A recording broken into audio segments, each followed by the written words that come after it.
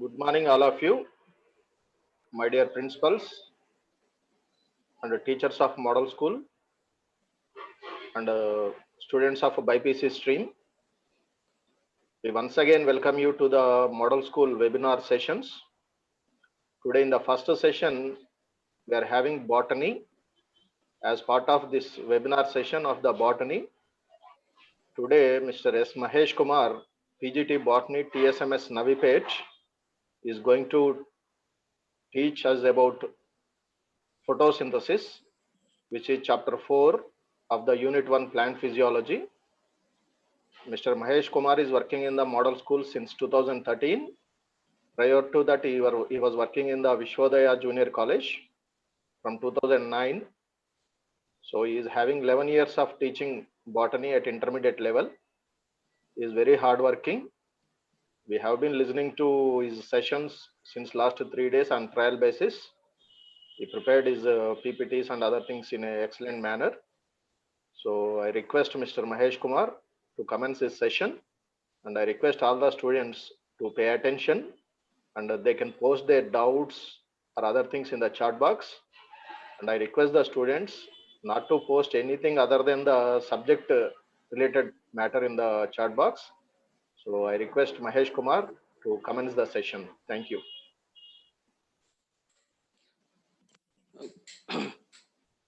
Good morning. Good morning to my coordinators and the viewers and listeners, especially my dear students.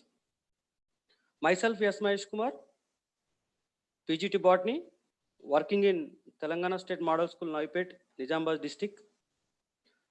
So as per my topic, plant physiology, chapter 4, photosynthesis in higher plants. See, generally, basically on the Earth planet, every organism, living organism, need food. For what? For energy. Generally, if you are not taking any food, generally you observe for a while, automatically our body having low energy and a dullness is there in the body. Clearly it is observed. Suppose you are not did breakfast or lunch or dinner. When you are doing fasting, a difference is there when you are not taking food. So automatically every organism need food in a intervals, breakwise. So for what purpose? First is energy. When we take food, automatically we will get energy. That energy is utilized for the growth and development of our body. From 6th class, in 9th class, you learn cell, tissues, organ, organism, organ body. All these lot of metabolic activities are running in our body. That all metabolic activities will carry the life of organism. To run that metabolic activity, energy is very needed. For that, every organism depends on food that we are calling nutrients. So when the organism get the nutrients, it obtain the energy. That energy is utilized for the growth and development. Means carbohydrate metabolism, protein metabolism, lipid metabolism. After metabolic activities, biomolecules are synthesized. That biomolecules are enter into metabolic activity. That metabolic activity gives products. That product leads to growth and development of an organism. And this energy also utilized for any damage, repair in a body. Well, no, we are losing so many cells in our body per day. At the time of disease also, our body cells fight with the foreign organisms. If they depleted, again it has to regenerate. So to form new cells in our body, the energy is also needed. So completely, if you take the topic totally to carry out the life process of any organism, basically we need energy. That is a basic thing. And next, we are telling that food is important to get energy. What type of food? If you see food groups, proteins, carbohydrates, fats, vitamins, minerals. See, proteins we are calling building blocks of our body.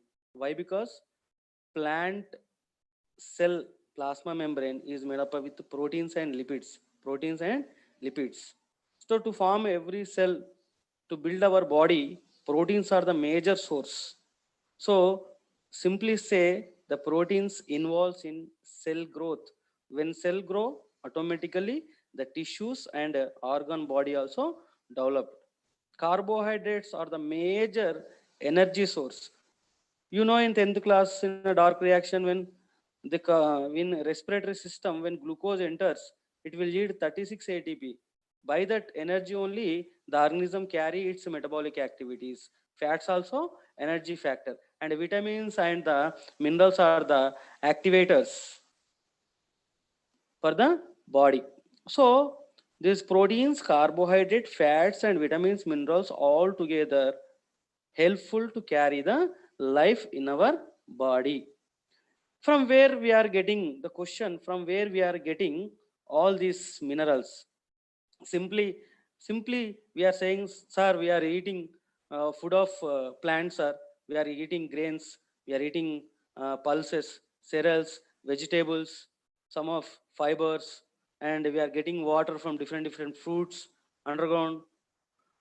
So automatically the answer will be the plant.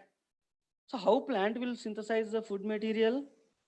From sixth class, every time teachers are in a books, it is telling that by simply trapping the solar energy, the plant synthesize its own food material, isn't it? My question is, can a man stand in sunlight for 3 to 4 hours? Can he prepare the food? Can he prepare the food? No. If any animal stands in sunlight for 3 to 4 hours, automatically we will get giddiness, lot of irritation. But we cannot prepare our own food, isn't it? So what is the difference? The difference, see here, the chlorophyll pigment, green pigment. In sixth class, seventh class, eighth class, ninth class, every time we are telling that plants contain green pigment, that is called chlorophyll. Due to presence of this pigment in plant cell, this chlorophyll having capacity to trap the solar energy and converting into chemical energy like glucose. So this chlorophyll is present in plant cell, absent in animal cell. That's why we are not able to synthesize our own food. We are depending on plants for food. But plant is not like that. Plant prepared its own food. Why? Because it has a gift from nature. That is, it is having chlorophyll. Not only plant, algae, some of the photosynthetic bacteria, they also prepare. Why? Because they has the chlorophyll in their cells.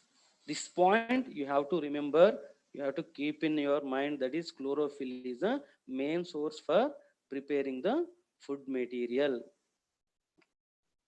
Now, based on that, some are not having chlorophyll, some are having Aka.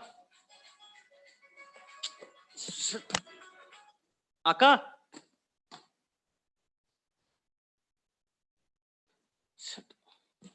Some are having, some are not having chlorophyll. Some are having chlorophyll. Sorry.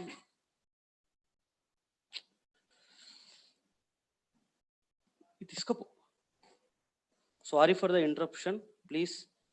ఇంకేమైనా ఫోన్లో తీసుకో. Heterotrophs not having chlorophyll. Autotrophs are the having chlorophyll. Chlorophyll contain organisms prepare their own food. Chlorophyll trap the solar energy. With the help of CO2, it will synthesize the food material. That's why preparing the food material by own is called autotrophs. The word itself indicating auto means self. Trophic means light. By taking sunlight, it is preparing food material. Next comes to heterotrophs, depending on other. Why? Because here in these organisms, chlorophyll is absent. So heterotrophic examples, we are giving animals, some of the microbes. So based on the depending on food material on others, it is divided into three. One is saprophytic nutrition, one is parasitic nutrition, one is holozoic nutrition. First, holozoic nutrition, majorly all of the animals where comes under holozoic nutrition. Why? Because taking the food material, chewing it, and swallowing the food material is called holozoic nutrition. Taking food, chewing, crushing, and swallowing into digestive system, that is called holozoic nutrition. And next comes to parasitic nutrition. Means some of the organisms depends on other organism for the food and shelter. Here you see the picture, roundworm, it is living in our intestine, and see the leech, it is depending on the blood of the animal. Here, this type of organism depending on other for food, but one problem is there with this nutrition, the host will get lost. You have to remember, in this nutrition, the host will get lost. The only organism depending on other, that is beneficial. And next, saprophytic nutrition. In saprophytic nutrition, here we are given example mushroom and bread molds, means fungi. These two are, this is a visible fungi and this is a rhizopus depending on bread. Means some of the organisms, they are depending on dead and decaying material. Dead and decaying material. So here see the fungus is a dead material, that is bread, but it has a food material, glucose. So this fungus is depending on bread. It is releasing chemicals, converting the solid into liquid, and it is absorbing the through the cell wall, which is it have. So these type of organisms depends on dead and decaying material and absorb the material. This type of nutrition is called saprophytic nutrition. Autotroph means self-preparing by sunlight with the help of chlorophyll.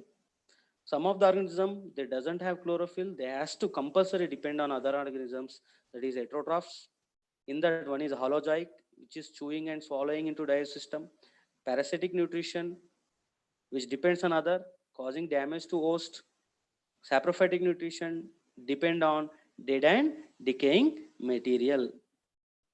Next comes to this photosynthesis.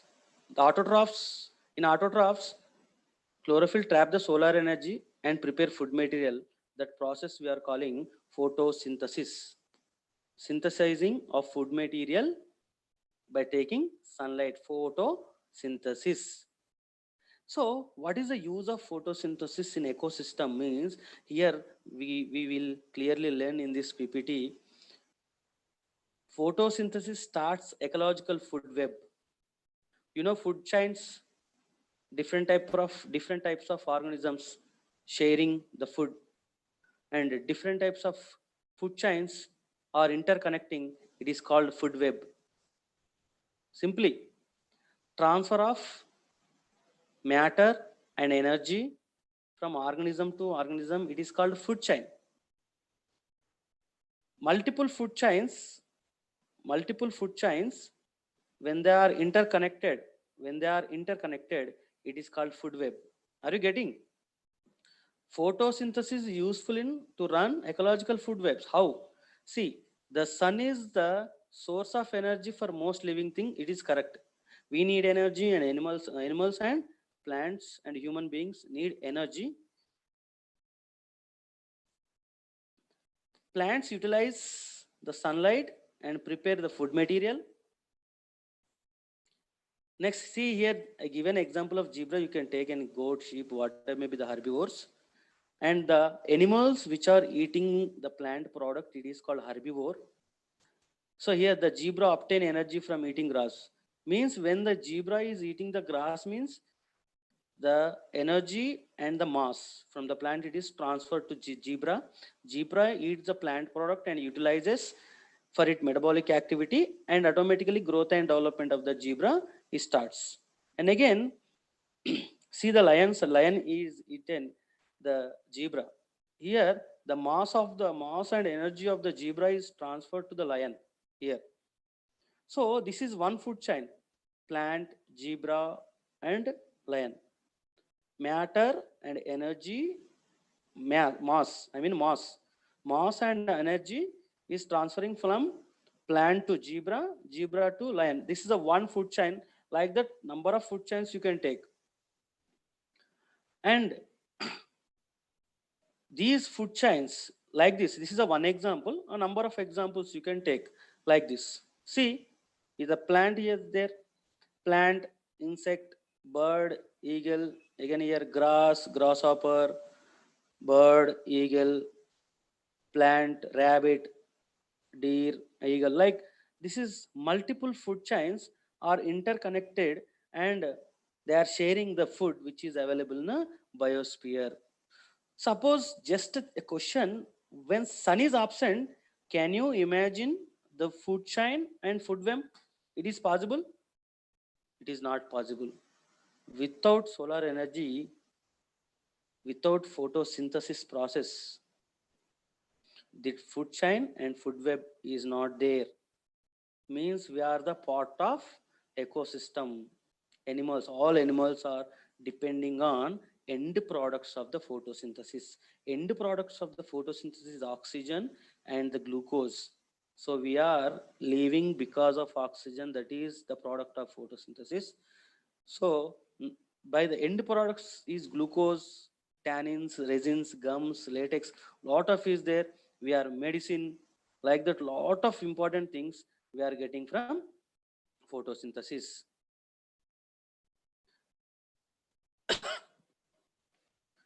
So if you see what is the definition, the photosynthesis, number of, simply plant takes sunlight, prepare its food material, and comes to in higher, we can say, converting the solar energy into chemical energy.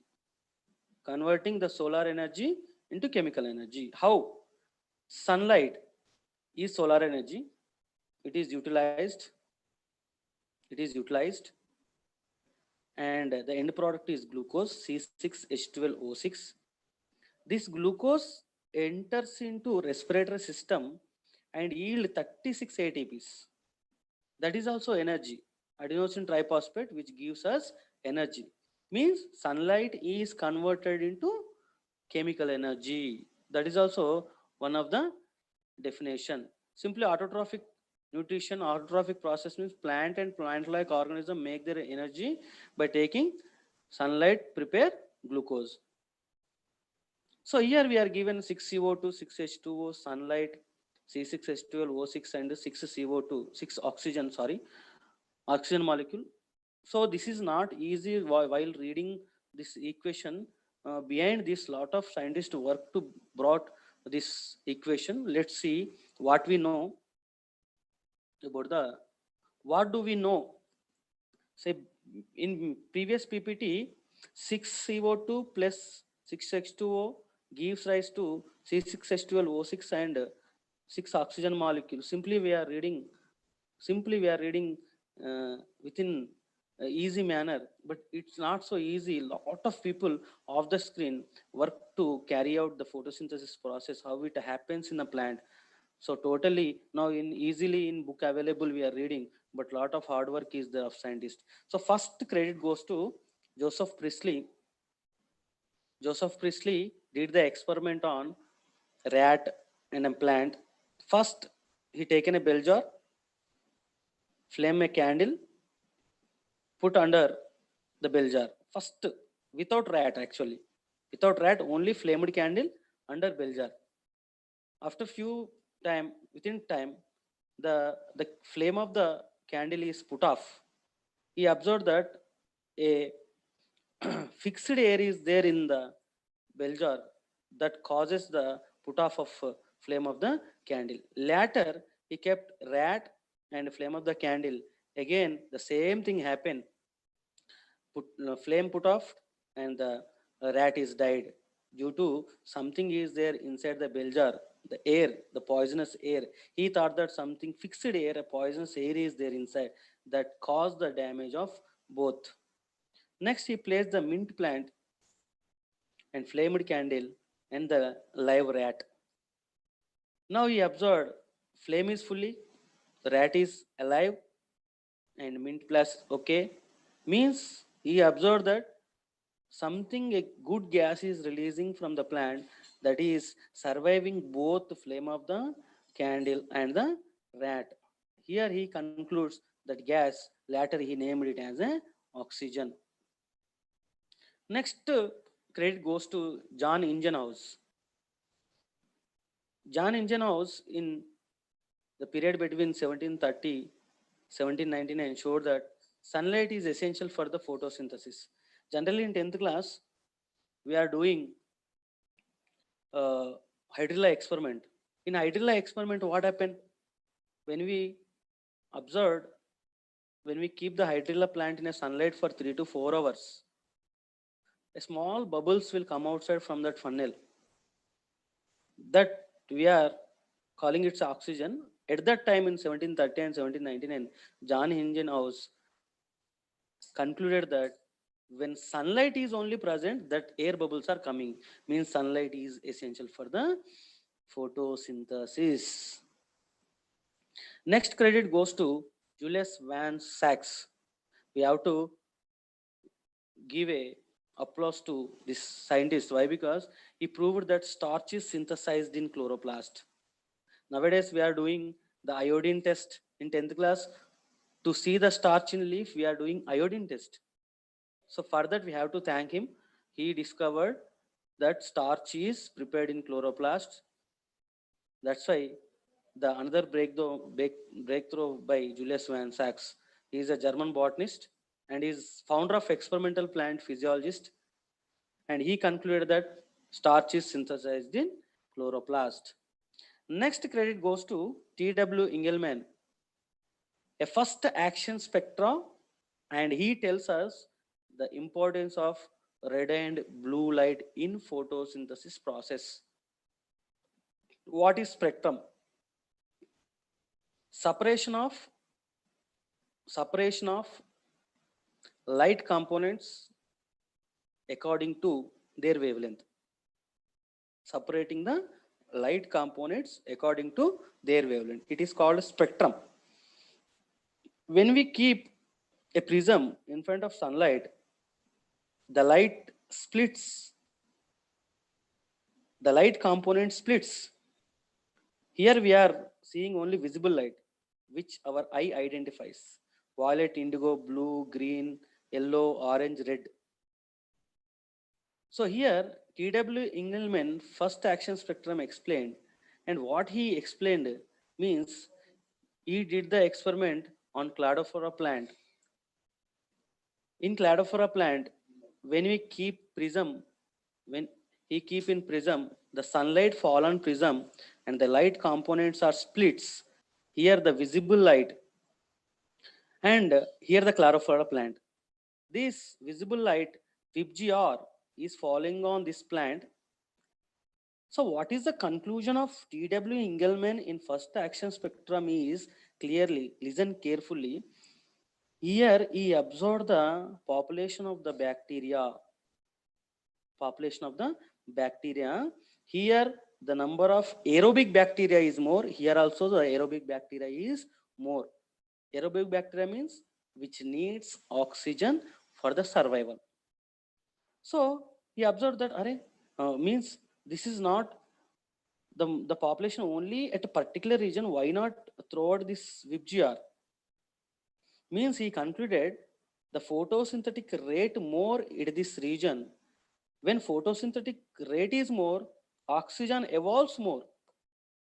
Are you getting my point? When photosynthetic rate is more, oxygen evolving also more. So here the leaf, here also the leaf, these leaves are absorbing red and blue lights. By these two lights, the photosynthetic rate is increasing. By the rate of photosynthesis rate increase, oxygen also evolves more. when oxygen is evolving more, this aerobic bacteria is growing this particular. By that, the Engelmann concluded in first action spectra by keeping the prism, he split the sunlight and absorbing where the photosynthetic rate is more and where the population is growing more. Specifically, red and blue light, he observed more growth of this aerobic bacteria, means this area of plant leaves is releasing more oxygen. So that is the main breakthrough of T.W. Engelmann with prism. He explained the first action spectra and red and blue importance. What is the importance of red and blue lights? These two wavelength of light is utilized by the plant and photosynthetic rate will increase by the red and blue lights. Next, Coronial von Neal, another breakthrough. He explained oxygen coming from water, glucose is coming from carbon dioxide. This is final conclusion in photosynthesis.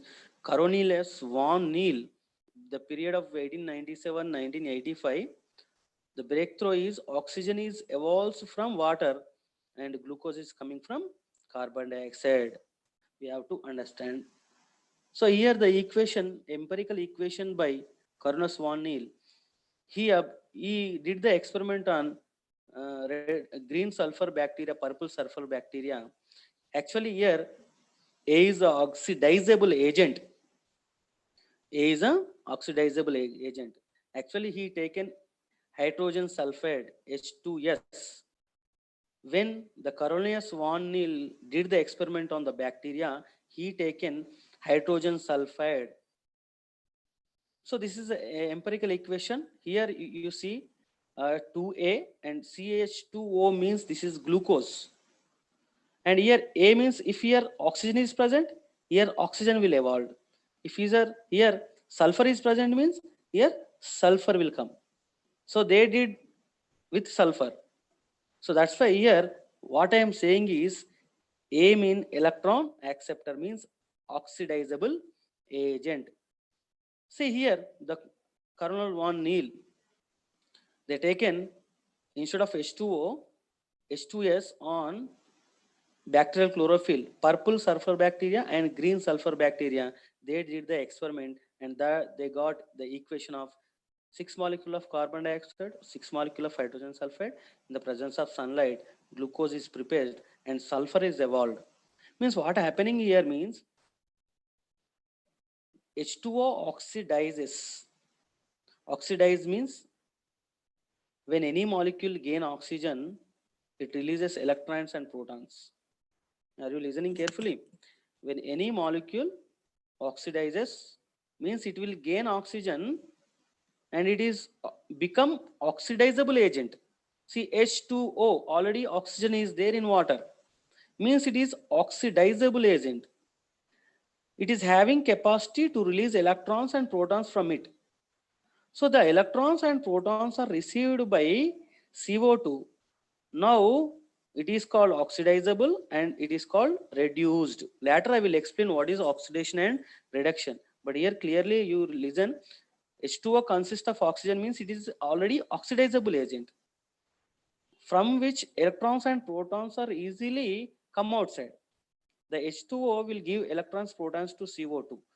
So H2O oxidizes, give oxygen, CO2 reduces and give glucose. So simply in this PPT you understood that oxygen comes from the H2O and the glucose will come from the CO2. That is proved by von Neal. So already we have taken the equation, the final conclusion, and here the raw materials. Raw materials are needed for photosynthesis. One is carbon dioxide. Carbon dioxide, CO2, where it is present? It is present in atmosphere air. The percent is 0.03. It may increase due to movement of the vehicles and water may be. And next, water. water is available in underground. From underground, the plant root system take the water, next chloroplast, and next sunlight. So here already we are listen 6CO2, 6H2O.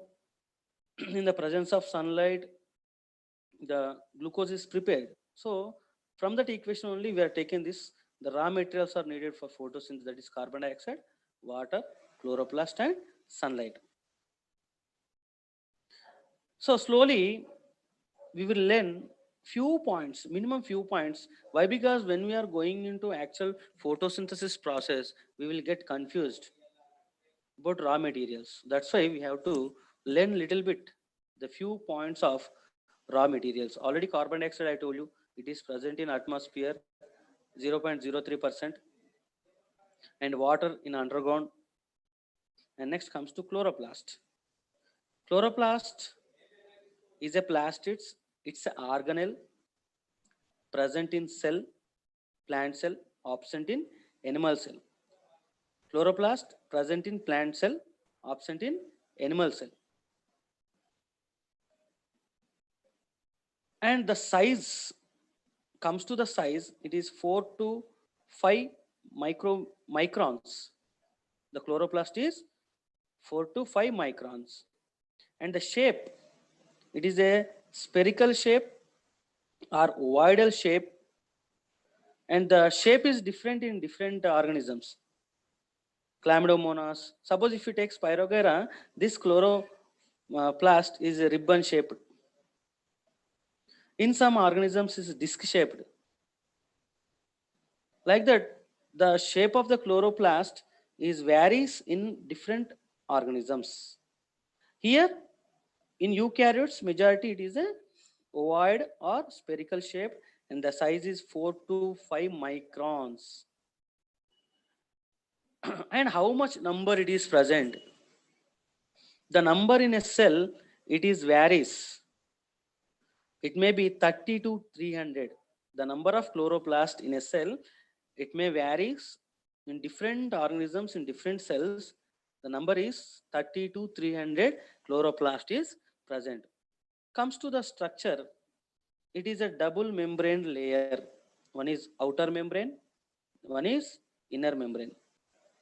Outer membrane and inner membrane.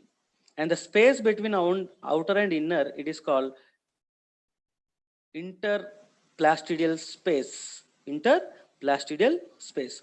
And apart from these structures, if you see the empty area, this is called, this area, empty space, apart from these structures, this empty area is called stroma. What is stroma means? A aqueous solution is present, the entire chloroplast solution, that is aqueous solution is present. What is there in the means? Water and the enzymes, ribosomes, RNA, DNA, which is useful for the process which occur in a chloroplast. And next comes to these structures. Are you observing the green structures, thread-like structures here? We will explain here. So these are the green structures are called bag-like structures. Greeny bag-like structures which are arranged one above other, like a coins. So one green bag we are calling thylakoid. It is made up of with protein and lipids. Proteolipid membrane. It is called thylakoid. It's a bag-like structure which contain pigments. Here the empty space is called lumen. In this only what we are calling a green pigment, that is present in a empty space of thylakoid. And see, one thylakoid, another thylakoid, another thylakoid, like one above other, they are arranged like a coins. And this group of thylakoid we are calling grana or granum. So totally one grana, totally we are calling granum. So like that, lot of granums are present in chloroplast.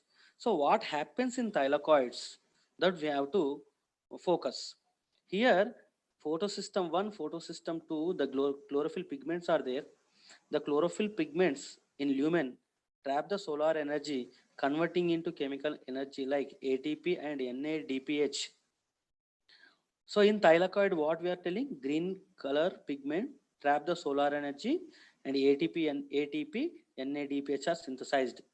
That synthesized ATP, NADPH are transferred to stroma and utilize that ATP, NADPH.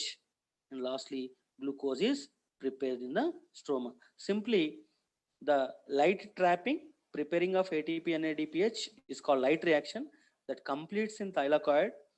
Why? Because I am repeating again and again.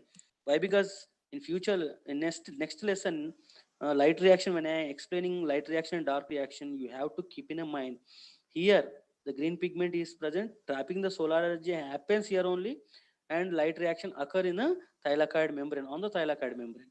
ATP and NADPH are synthesized, and that is oscillatory power utilizes in stroma for preparing glucose. This is called dark reaction. Dark reaction occur in stroma, light reaction occur in thylakoid. Apart from these thylakoids, the interconnected membrane is there. This is a one grana and this is a one grana. It is interconnected with a membrane that is called stromal lamellae. It is also made up with the protein and lipids. So and here you are seeing this brown gray color oval shaped structure. This is called starch granules. When photosynthesis completes, the starch is prepared in a chloroplast. This is a evidence that starch is present in a chloroplast, and a smaller molecule of DNA also present in the chloroplast. That is semi-autonomous, not completely autonomous. Why? Because it depends on a main DNA. It is only for maintaining, preparing of proteins for the chloroplast itself. Next comes to visible light. Means light. The sunlight fall on the earth in the form of electromagnetic wavelength. Once again, I am repeating. The sunlight fall on the earth in the form of electromagnetic wavelength. Light has a energy. The energy particle is called photons. So in sunlight, we have wavelength and frequency. The wavelength and frequency are inversely proportional here. From gamma rays to radio rays, the wavelength is increasing. When wavelength increase, the frequency decreases. Are you getting my point? When wavelength increase, frequencies decreases. But here you see, from radio to gamma rays, the frequency is increasing. Now wavelength is decreasing. So these are inversely proportional. And now see, we have to suppose gamma rays, X-rays, ultraviolet, lot of rays are there. We are measuring the wavelength in nanometer. But in this chapter comes to photosynthesis, we have to focus of a wavelength of 400 nanometer to 700 nanometer. Below 400 nanometer, we have ultraviolet rays, X-rays, and gamma rays. Above 700 nanometer wavelength, infrared rays, microwaves, radio rays. But we are not learning all these things in the lesson. Why? Because we have to speak about this visible light. The wavelength between 400 nanometer to 700 nanometer, the light is called visible light. Why a particular wavelength between this, it is called visible light? Means we are seeing, we are imagining, we can see the visible light. Our eyes can identify this particular wavelength of light clearly. Our eyes having ability to identify this particular wavelength of light, that is between 400 nanometer to 700 nanometer. This is called VIBGYOR: violet, indigo, blue, green, yellow, orange, red. And comes to here, already T.W. Engelmann tell that red and blue lights are very important. So here the red is located at 600 to 700 and the blue light between 400 to 500 nanometers. These two lights are active radiation to increase the photosynthetic process. Blue light between 400 to 500 and the red light 600 to 700 nanometers of wavelength. This radiation is very important for the photosynthesis. Between this radiation, the photosynthetic rate is more. That you have to keep in your mind. This is about sunlight. When sun fall on the earth, suppose, are you seeing rainbow? When when sunlight is there, when rain is coming, automatically the light splits, the rainbow will form. Without sunlight, suppose there is no sunlight, fully cloudy is there, when it is raining, we cannot see the rainbow. Why? Because medium, when sunlight is there, the medium is changed with water. When medium change, the light splits, it is called spectrum. Now we are seeing this. In rainy season we are exposing that, we are seeing the rainbow. When sunlight is sometimes sunlight is present and rain also present. At that particular time only, the lights, when medium change, the light splits and we can see a nice rainbow. That is the wavelength of 400 nanometer to 700 nanometer. That is our eyes are identifying that particular. Our eyes are not identifying UV, X-ray, gamma. That's why we are not seeing all these radiations or wavelengths. Clear? Now here the picture, the different types of leaves: green, yellow, orange, red, violet, different. What you are remembering that? You are thinking that only the plant leaves having only green color? No. In rainy season, when it comes to winter season, we are seeing like super flowers, different types of leaves, different types of seed color, seed coat, fruit colors that we cannot take from Asian paints also. That much of nice colors we are seeing in nature. So how means the pigment, not only chlorophyll, it concludes not only chlorophyll, green pigment, lot of pigments are present in plants. Let's see what are they. So to see that, in second year you have it lost, you have a practical, but just take a naksha I will give you. Take a spinach leaf in a grinder, grind it, take the juice and a small drop of spinach leaf extract, keep on a photograph paper, especially here, and keep in acetone. The acetone carries this pigment on a chromatography paper. After dry up the paper and see here different color bandings will come. See chlorophyll A, B, xanthophylls, carotenoids. It indicates not only green pigment is present in plant, also orange, red colors, yellow colors also present in a plant. This experiments proves that not only green color, different types of pigments are present in a leaf. So what are the photosynthetic pigments? Photosynthetic pigments, if you see, chlorophyll A, which is bluish green pigment. Next chlorophyll B, yellowish green pigment. And next carotenoids. Carotenoids are two types. One is xanthophyll, one is carotene. Xanthophyll is yellow pigment, carotene is an orange pigment. So here you have to, when you are viewing this PPT, in your notes you have to clearly you write chlorophyll A is a main pigment and chlorophyll B, xanthophyll, carotenoids are accessory pigments. Okay, chlorophyll A is a main pigment, chlorophyll B, xanthophyll, carotenoid is a accessory pigments. Accessory means helping pigments. Next, phyophytins means phycoerythrin, phycocyanin. They are present in algae. Phycoerythrin which give red color, phycocyanin which gives blue color. It is present in algae. Comes to the structure of chlorophyll A and B. What is the major difference? Means here you see the structure of chlorophyll molecule. It has a head and tail structure. Head is called porphyrin head. And here the tail part is hydrocarbon tail. Here 4 types of rings are present. First ring, second ring, third ring and fourth ring. These are called ferrolic rings. First ferrolic ring, second ferrolic ring, third ferrolic ring, and fourth ferrolic ring. But no need to worry, sir. We have to remember all this. No, you have here. I am what I am keeping kept this PPT means to identify for chlorophyll A.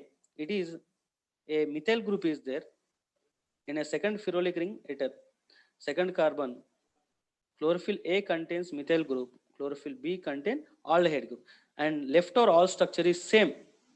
So you have to remember the main difference is for chlorophyll A methyl group and for a chlorophyll B it's an aldehyde group. And the main thing we have to remember, chlorophyll is in a center what is present? Magnesium. If you remember remove the magnesium, if you keep the ferrous here, it is become hemoglobin structure. Hemoglobin structure and chlorophyll structure is same. The main difference is here in chlorophyll magnesium is present, in hemoglobin ferrous is present. Okay. Next comes to carotenoid. Carotenoid orange, purple color pigments. It is present between. It can absorb the light of wavelength of 460 nanometers and 550 nanometers of wavelength. It appear in red, orange, yellow colors. In plants, in flowers, it is only 40 carotenoids we can identify. In nature, we can identify 700 different carotenoids present. And comes to xanthophylls, they are yellow pigments. They absorb wavelength of light, also visible light. And the types of xanthophylls are canthaxanthin, zeaxanthin, and lutein. And it is also present in different algae and in plants also. And here I have to explain the accessory pigments. Chlorophyll A is a main pigment. Chlorophyll B, carotenoid xanthophylls. These are helpful to plant. The accessory pigment prevents photooxidation. So that later I will explain what is a photooxidation. Means carotenoids and xanthophylls are accessory pigments that will protect the chlorophyll by excess. When high intensity of light fall on chlorophyll, it may bleach off. So that's why to protect the chlorophyll, the accessory pigments will take that excess light and will only useful light is send it to chlorophyll. And next comes to the main topic. One is absorption spectra, one is action spectra. The spectrum already I explained. Separation of light components according to their wavelength. What is absorption? Different types of pigments will observe different wavelength of light. Okay. Spectra means separation of light component according to their wavelength. Absorption means absorption of different wavelength by different pigments. The absorption spectra indicates the wavelength of light absorbed by each pigments. So in absorption spectra, we are clearly, suppose if you take x-axis, the wavelength of light in nanometers is there. In y-axis, the percentage of absorption, 20%, 40%, 60%, and 80%. Now see first peak. This is chlorophyll A and it is continue like this. Again, one more peak here at 700. Means chlorophyll A, a peak of 60 to 65%, here between 400 to 500 at blue light. And next another peak is at red light. And also chlorophyll B, also 400, 500 nanometer, a high peak is there. And here the chlorophyll B, here again between 600 to 700 nanometers. Here you have to focus chlorophyll A and B, the peak of absorption of wavelength of light 60 to 65%. Now here 80% of chlorophyll B at the wavelength of 400 to 500, means at blue light. Clear?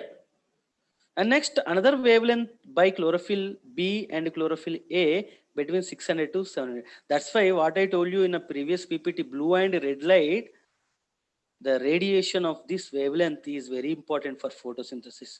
Now see here another two peaks by carotenoids, phycoerythrins, phycocyanin. So like that in this graph, you comes to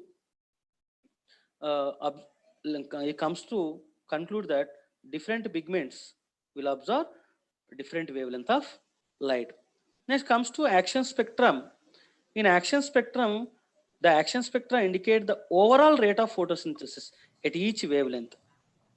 So here we are different pigments are observing different wavelength. Now in action spectra, what we are learning, the rate of photosynthesis. How we can calculate the rate of photosynthesis? Evaluation of oxygen. When more oxygen is evolved, the rate of photosynthesis is also more. The thing is, we have to discuss at what wavelength. At what wavelength the photosynthetic rate is more means. In this graph we can see in x-axis we are taken wavelength nanometer, and here in a y-axis the percentage of uh, percentage of wavelength observed by the pigments. Absorbance. See here 20 in a previous 20, 40, 60, 80. See blue and red lights. And here in previous PPT we saw here carotenoids, phycoerythrin, phycocyanin. So here you see the action spectra, the blue and red light having high peak between 400 to 500 nanometers, and here again 600 to 700 nanometers. Here the absorption rate is more, and here the photosynthetic is rate more. Once again I am repeating, in x-axis we are taking wavelength 9 nanometer, and y-axis we are taking percentage of rate of photosynthesis. In y-axis, percent of rate of photosynthesis. So what is the percentage of rate of photosynthesis means? By blue light, it is nearby 60. By red light, it is 80% of photosynthetic rate. So blue and red light together, they are increase the rate of photosynthesis.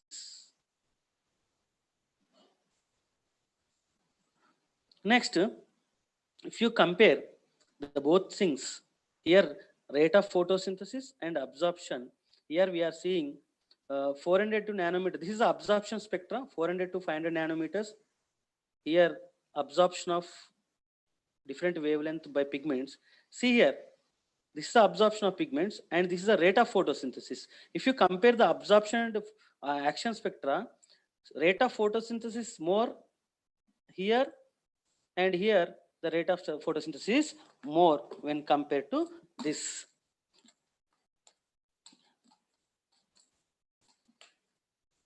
Are you clear? I am getting point. Here the absorption spectra I am showing here. Here I am showing the action spectra. Rate of photosynthesis is more at particular this wavelength, and here between 400 to 500 and 600 to 700. So that's why here blue light and red light, when chlorophyll A and B absorb this wavelength of sunlight, and here at particular point the rate of photosynthesis is also more. So that you have to remember. And comes to key points. Today what we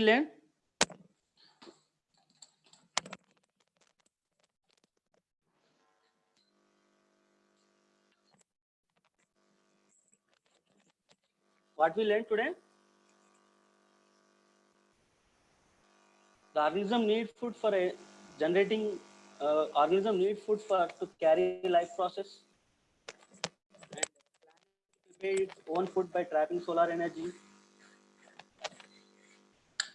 Next, organism depends on other, it is called heterotrophs. Preparing its own food material, it is called autotrophs. Photosynthesis starts ecological food web. Why? Because when photosynthesis starts, glucose is prepared, oxygen is released, by which lot of organisms are depending on each other, and the uh, mass and energy transfer into the different organism to organism, by which our biosphere continues the life process. The main thing we have to remember, photosynthesis. Without photosynthesis, we cannot imagine the ecological food web. Joseph Priestley discovered oxygen. Van Sachs given information that starch is prepared in chloroplast, that is meant by chlorophyll. E.W. Engelmann explained action spectra and red and blue lights also. Next, Van Neal given breakthrough that water come from oxygen come from water and glucose come from the carbon dioxide. And next, photosynthesis means conversion of solar energy into chemical energy. The equation is 6CO2 plus 6H2O. Sunlight, glucose is prepared. Chloroplast contain green pigment in thylakoids that trap the solar energy, convert that solar energy into chemical energy like ATP and NADPH. And the plant contain chlorophyll A molecule, B molecule, xanthophyll, carotenoids. Chlorophyll A is called main pigment which carries photosynthesis process, and these three are the accessory pigment. The next chlorophyll, it is accessory pigments. Once again, you have to focus and you take down the notes of that chlorophyll B, xanthophyll, carotenoids. These are the accessory pigment. What I told you, accessory means helping pigments. When intensity of light is more, it can damage the chlorophyll molecule, A molecule, main action center. So that's why the chlorophyll, xanthophylls, and chlorophyll B, they filter the excess intensity of light energy. So the accessory pigments protect the chlorophyll molecule from photooxidation. That is the main thing you have to remember. And sunlight reaches the earth in the form of electromagnetic wavelength, that is 400 to 700 nanometer. It is called visible light. In that, red and blue lights are very important for the photosynthesis process. Absorption spectra indicates absorption of different wavelength by each pigment. Action spectra indicates overall rate of photosynthesis at each wavelength. So we observed that 400 to 500, the peak is more, and 600 to 700, the peak is more, means at that particular wavelength, the rate of photosynthesis is more. So photosynthesis process completes in two ways. One is light reaction and dark reaction. So this is up to now we are learned the introduction only. In later in next class, we will enter into the main point. Photosynthesis process completes in two processes. One is light reaction, one is dark reaction. Light reaction is called light dependent reaction. Means to complete this cycle, light is needed. To in light reaction, the solar energy trap and ATP, NADPH are synthesized. That's why it is called light dependent reaction. Without light, this process is not complete. And here in a dark reaction, it is light independent reaction. Here, light is not needed. This ATP, NADPH are entering into stroma in Calvin cycle, prepares sugars and sugars. So that is stored in a chloroplast as a starch. So in next class, very clearly, we will start with the light reaction and dark reaction. Thank you for giving a nice opportunity in this pandemic COVID-19 connecting through webinar. It is very happy to see you all. Thank you, sir. Thank you, Mr. Mahesh Kumar. You have given a very good insight into the process of photosynthesis, various pigments that are very important in the process of photosynthesis, structure of the chloroplast, action spectra, absorption spectra, and different features of the visible light.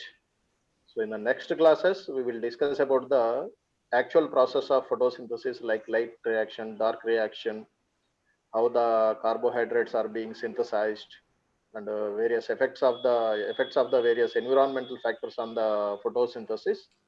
So tomorrow also, I request all the BPC students